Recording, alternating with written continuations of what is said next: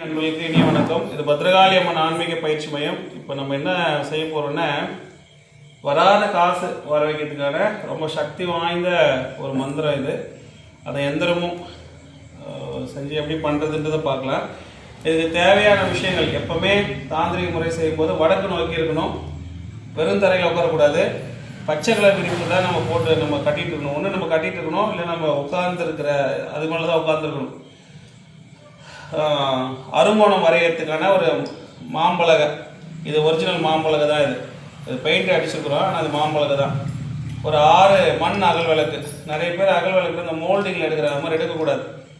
மண் அகல் விளக்கு பாருங்க, இது ஷேப்பு கரெக்டாகவே இருக்காது. ஆனால் இதுதான் வந்து ஒரிஜினல் மண் அகல் விளக்கு. இதில் 6 அகல் விளக்கு இருக்குது. அப்புறம் சந்தன கரைசல், ஒரிஜினல் சந்தனத்தில் தான் பண்ணோம். இந்த நார்மலாக இந்த 1 கிலோ 80 ரூபா இருக்கிறதுலாம் வச்சு பண்ணாக்கா அது வேலை செய்யாது. அதில் பன்னீரும் ஜவ்வாதும் போட்டு நல்லா மிக்ஸ் பண்ணது. இதில் மிக்ஸ் பண்ணி இருக்கிறோம். இது பார்க்க மஞ்சள் மாதிரி இருக்கும், ஆனால் என்ன இல்லை, இது மஞ்சள் இல்லை. ஒரிஜினல் சந்தனம் ஜவ்வாதும் பன்னீரும் கலக்கி இருக்கு. சரிங்களா? சரி, அருங்கோணம் வரைகிறதுக்கு ஒரு ஊதுபத்தி குச்சி தான் ரொம்ப நல்லது. இதில் ரொம்ப ஃபர்ஸ்ட் ப்ரையாரிட்டி என்னன்னா மாதுளை குச்சி நல்லது. இந்த மாதிரி நல்ல விஷயங்கள்லாம் செய்யும்போது மாதுளத்தோட ஒரு குச்சியை எடுத்து இந்த மாதிரி மெல்லிசா செஞ்சு அதை அழகாகவே அதில் வரையலாம். மாதுளை குச்சி தான் ஃபர்ஸ்ட் ப்ரிஃபரன்ஸ். அது இல்லாத பட்சத்தில் ஊதுவத்தியும் தெய்வாம்சம் பண்ணுறதுனால நம்ம ஊதுவத்தி குச்சியில் எடுத்துக்கணும். எப்பவுமே விளக்கு எரிஞ்சிட்டு இருக்கணும், ஊதுவத்தி எரியணும், மனசை ஒருநிலைப்படுத்தணும். அதுக்கு தான் எப்பவுமே தாந்திரிக முறை பண்ணும்போது மனசை வந்து ஒருநிலைப்படுத்தணும். சரி, அதுக்கப்புறமா பார்த்தீங்கன்னா நல்லெண்ணெய். இது ரொம்ப முக்கியமாக பார்க்க வேண்டியது பார்த்தீங்கன்னா சிவப்பு திரி. இந்த 6 சிவப்பு திரி வேணும், அதுவும் நம்ம எடுத்துட்டோம். இப்போ என்ன செய்கிறோம் அப்படின்னா, இந்த சந்தனத்தில் ஜவ்வாதும் பன்னீரும் கலக்குன இந்த சந்தனத்தை வச்சு ஒரு அருங்கோணம் வரையணும். அருங்கோணம் யாரோட சக்கரம்?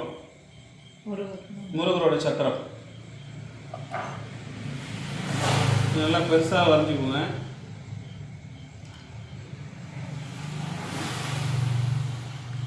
நல்லா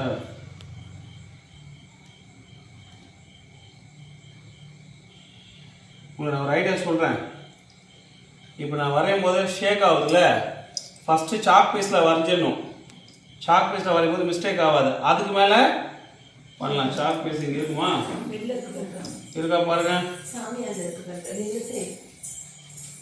கரெக்டாக போக மாட்டேது.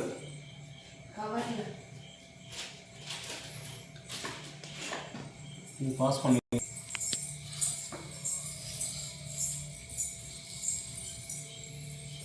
வாத்தியாரில் சாக் பீஸை பிடிச்ச உடனே கரெக்டாக வருது.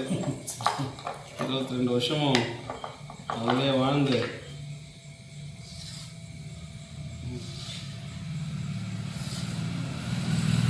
நமக்கு சாக் பீஸுக்கு வேலை இல்லை, அது நம்ம இதுக்கு வரணுன்றதுனால.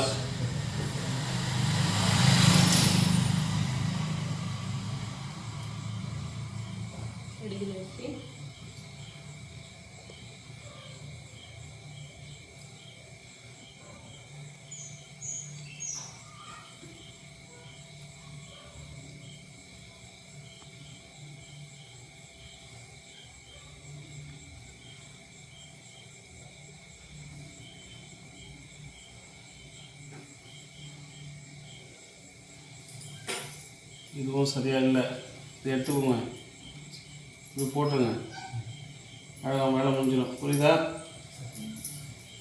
இல்லை மிஸ் ஆகாதுல்ல, ஏன்னா நம்ம ஆல்ரெடி கோடு தான் போட்டிருக்கோம், இதில் பண்ணிடலாம்.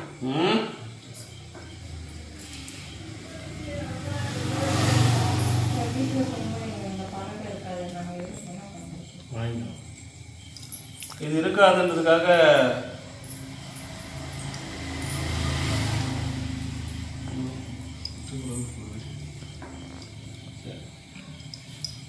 மாம்பழகையில் தான் பண்ணும், மணப்பலகை. சரி, இது வீடியோ மேலே தெரியுதா இது? சரி, இப்போ வச்சுட்டுமா. ரொம்ப முக்கியமானது, இந்த விளக்கை வந்து உள்பக்கமாக வைக்கணுமா வெளிப்பக்கமாக வைக்கணுமான்றதான் சூட்சுமமே. வெளிப்புறம் நோக்கி வைக்கணும் 6 முனையிலே. மாந்திரிகத்தில் ஆப்ஷன்ஸ் கிடையாது. என்ன சொல்லியிருக்காங்களோ அதை அச்சு பிறழாமல் செஞ்சால் தான் வேலை செய்யும். புரிஞ்சுதா? பார்த்துக்கோங்க. ரைட், இப்போ என்ன பண்ணுறோம்? என்னென்னது நல்லெண்ணெய் ஊற்றணும். திரி ஏன் போடல? அப்படி போட்டால் என்ன ஆகும்? அபசகுணம், அது பேர். எண்ணெய் ஊற்றி தான் திரி போடணும். நிறைய பேர் இன்றைக்கும் திரி போட்டு எண்ணெய் போடுறாங்க. அது அவங்க தப்பு இல்லை, அவங்களுக்கு அறியாமல் அந்த மாதிரி இருக்கும்போது அவங்களுக்கு பக்குவமாக சொல்லணும். ஆச்சு. அதே நேரத்தில் இது பண்ணும்போதும் ஒரிஜினல் நல்லெண்ணெயில் பண்ணுறது சிறப்பு. 6 திரி அழகாக ஏற்கனவே எடுத்து வச்சுருக்குறாங்க. என்ன பண்ணுறோம்?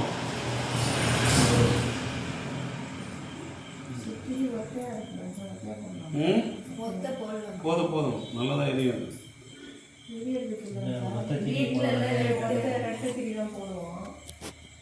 இதுக்கு அந்த மாதிரி கட்டுப்பாடுகள் எதுவுமே சொல்லலை. சோப்புகளை தெரியல, நல்லெண்ணெய் போட்டு போடணும்.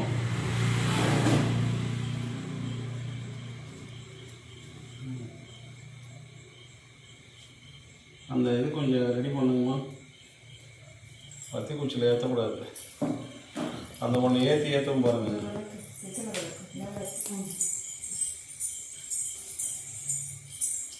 யார் கவுண்ட் பண்ணாலும் 7 இது.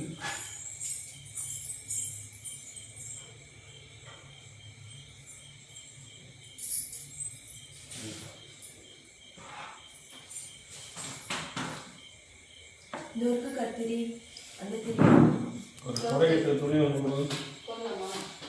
என்ன கேட்குறாங்க? செவப்புல போடலாம். அதில் வெள்ளை தெரிய போடணும். இதில் வெள்ளை போடணும். ரெடி பண்ணிட்டோம். அதுக்குள்ளே என்ன பண்ணணும்னா, எப்பவுமே தாந்திரிக முறையில் செய்யும்போது முன்பயிற்சி ரொம்ப முக்கியம். முன்பயிற்சி செய்யறதுக்கு என்ன வழிமுறை? இப்படி வைக்கணுமா இப்படி வைக்கணுமா? அது வந்து மந்திர தியானம் பண்ணுறது போது தாந்திரிக முறையில் அந்த 3 விரல் உள்ளே வச்சுக்கணும்.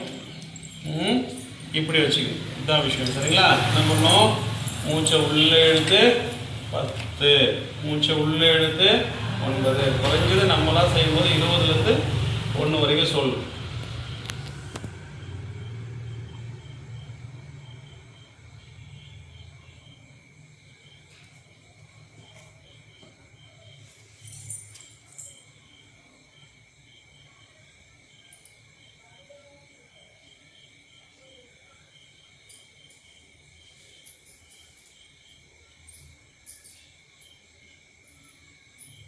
இப்போது சொல்லி தான் கொடுக்குறேன்.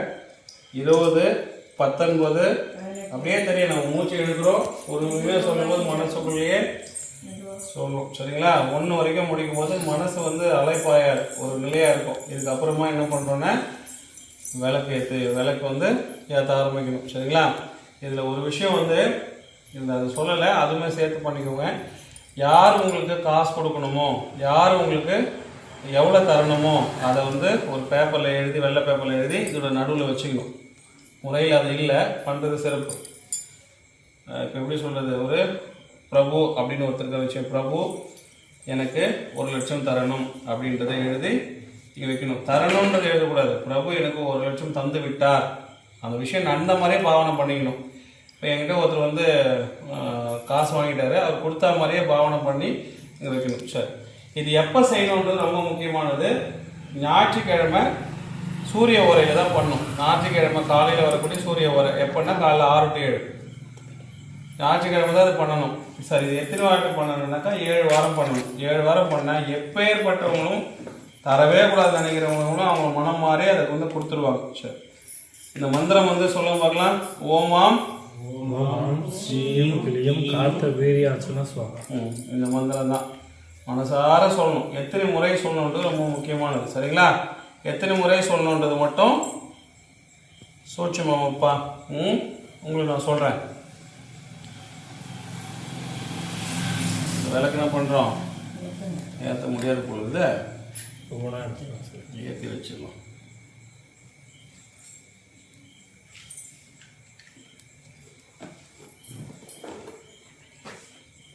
ஏற்றி வைங்க. நீங்கள் ஏற்றுங்க.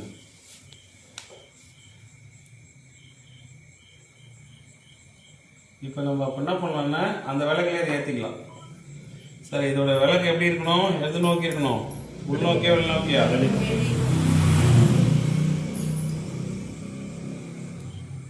லேடிஸ்லாம் ஏற்றும் போது ரொம்ப அழகாக மைல்டாக சின்னதாக இருக்கிற மாதிரி ஏற்றுவீங்க.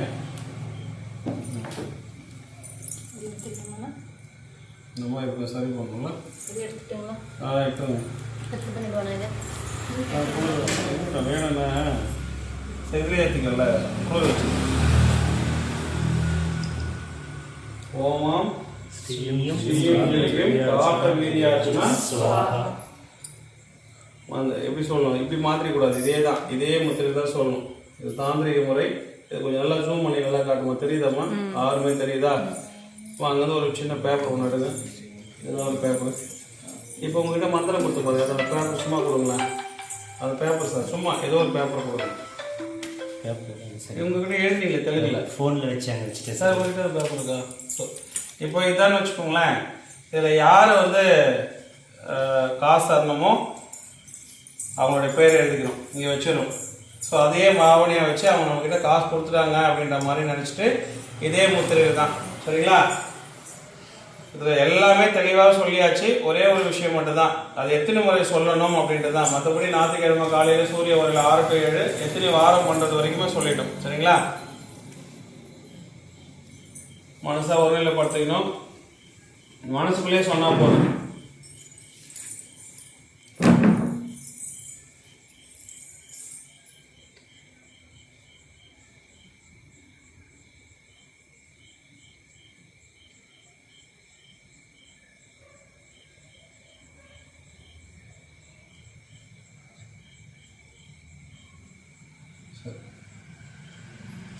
இந்த மாதிரி சொல்லும்போது 7 வாரம் நீங்கள் பண்ணதுக்கப்புறம் அதிகபட்சம் ஒரு 3 மாதத்தில் எப்பேற்பட்ட சூழ்நிலை இருந்தாலும் அவங்க உங்கள்கிட்ட காசு வந்து கொடுத்துருவாங்க. நீங்கள் செய்ய வேண்டியது 7 வாரம் மட்டும் இதை செய்யணும். 1 வாரம் செஞ்சாவே பவராக வேலை செய்யணும். 7 வாரம் செஞ்சிட்டிங்கன்னா முடிஞ்சிடும். இது எதுக்கான விஷயம் அப்படின்னா, வராத பணம் வரதுக்கு. ஒரு சிலர் தரவே மாட்டேன்னு சொல்கிறவங்களே ஒரு மனசை மாற்றி கொடுக்க வைக்கிறதுக்குன்னா அதிசக்தி வாய்ந்த தாந்திரிக முறை. சரிங்களா? இது செய்யக்கூடிய நாள் வந்து இப்போ ஞாயிற்றுக்கிழமை காலையில் சூரிய வரையில் 6 to 7 வரக்கூடிய அந்த டைம் இருக்கணும். வடக்கு பார்த்து பண்ணணும். கோணிக்கு மேலே தான் உட்காரணும். அப்படி இல்லை தர்ப பாய்க்கு மேலே உட்காரலாம். அந்த கோரப்புல் இருக்குல்லையா, அந்த கோரப்பாய் மேலே உட்காரலாம். பச்சை விரிப்பு இருக்கணும். மனசு வந்து தூய்மையாக இருக்கணும். அவங்க தரலன்ற டென்ஷன் இருந்தால் கூட இதை செய்யும் போது மனசு ரிலாக்ஸாக இருக்கணும். அவங்க அதை நம்மளுக்கு கொடுத்துட்டாங்கன்ற ஒரு மனநிலையோடு பண்ணணும். பண்ணிங்கன்னா கண்டிப்பாக இது வந்து வேலை செய்யும். சரி, இதில் ஒரே ஒரு விஷயம் மட்டும் நான் உங்கள்கிட்ட சொல்லலை. அதாவது நான் செய்யலை. இது செய்யும்போது எப்பவுமே என்ன பண்ணணும்னா, ஊதுபத்தியை அந்த விளக்கு ஏற்றணும் இல்லையா, விளக்கு ஏற்றுனதுக்கப்புறம் ஒவ்வொரு விளக்குமே சாமி தான். விளக்கு தான் சாமி, அந்த ஒளி தான் சாமி. அதுக்கு வந்து நம்ம என்ன பண்ணணும், எப்பயும் போல் நம்மளோட குலதெய்வம், அதுக்கப்புறம் குரு வணக்கம், அப்புறம் விநாயகர் வணக்கம், அப்புறம் நீங்கள் எந்த தெய்வத்தை உபாசனை எடுத்தீங்களோ அந்த உபாசனை தெய்வங்கள். சார் நான் விநாயகர் உபாசனை எடுத்துகிட்டு, விநாயகர் வந்து கம்பல்சரி. அதுக்கப்புறம் ஏதாவது தெய்வங்கள் உபாசனை எடுத்தீங்கன்னா அந்த சாமி அவங்ககிட்டலாம் வேண்டிட்டு பிரபஞ்சத்துக்கிட்ட கடைசியாக ஒரு நன்றி சொல்லிடணும். பிரபஞ்சத்துக்கு நன்றி, பிரபஞ்சத்துக்கு நன்றி, இந்த பிரபஞ்சத்துக்கு நன்றி அப்படின்னு சொல்லிட்டு ஒரு 3 வாட்டி சொன்னேன். தாந்திரிக முறை எல்லாமே இந்த பிரபஞ்சம் மூலமாக தான் நடக்குது. அதனால் அதுக்கு நன்றி சொல்லணும். நன்றி சொல்லிவிட்டு ஒரு 5 நிமிஷம் ரிலாக்ஸாக அப்படியே உட்காருங்க. உங்கள் பக்கம் நியாயம் கண்டிப்பாக இருக்கும். அப்போ அந்த பேப்பரில் எழுதி வச்சுக்கிறது தான் அவரு. நம்ம அவருக்கு ஆப்போசிட்டில் உட்காந்துக்கணும்னு சொல்லிட்டு மனசார பேசுங்க. உன்னோட கஷ்டம்னு கேட்டேன், நான் கொடுத்தேன், நம்பிக்கையின் பேரில் கொடுக்குறேன், ஆனால் நீ இந்த மாதிரி பண்ணலாமா அப்படின்ற மாதிரி பேச பேச அது வந்து உங்களுக்கு வந்து வேலை செய்ய ஆரம்பிக்கும். இதுதான் வந்து முக்கியமான ஒரு விஷயம். அந்த அந்த மந்திரம் என்ன, ஓமாம் ஸ்ரீயும் கிரியும் காத்த வீரியாச்சுனா ஸ்வாஹா. சரிங்களா சார்? அடுத்த ஒரு வீடியோவில் அடுத்த ஒரு விஷயத்தை பற்றி பார்ப்போம். நன்றி, வணக்கம்.